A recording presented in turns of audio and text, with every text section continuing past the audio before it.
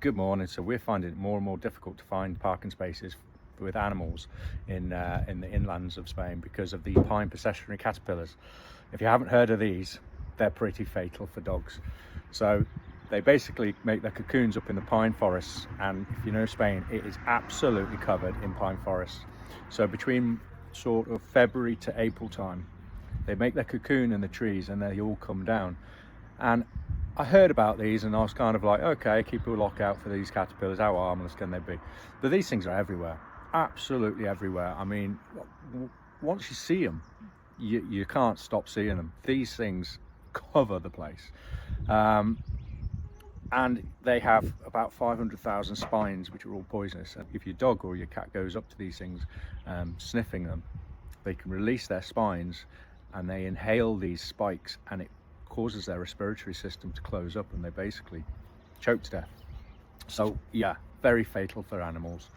Can cause a lot of rashes, irritation, and respiratory problems in humans as well. If you already suffer from asthma and you breathe these things in, can be fatal as well. So be very aware and very cautious of these things.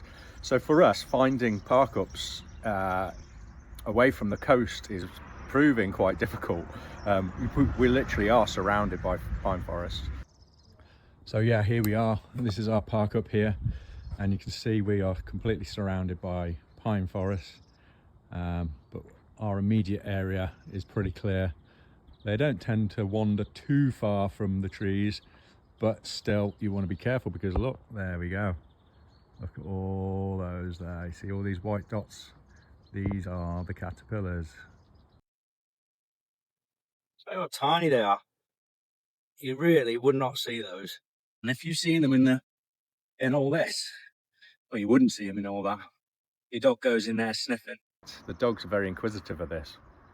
So yeah, I always keep Lagaffer on a lead now, since I've seen these things, and I try to prevent her from sniffing in the hedgerows or anywhere like that. So do keep an eye out. So if your animal does come in contact with these critters, the first thing to do is you've got to basically rinse out their mouth, get them to a vet as soon as possible. You are on a time scale because it will affect their respiratory system quite quickly. They'll start frothing at the mouth, licking their lips a lot, heavy breathing, just an aggravated sort of state in their mouth and in their lungs. And you need to get them to a vet, to get them on a drip, get some medication for them as soon as possible.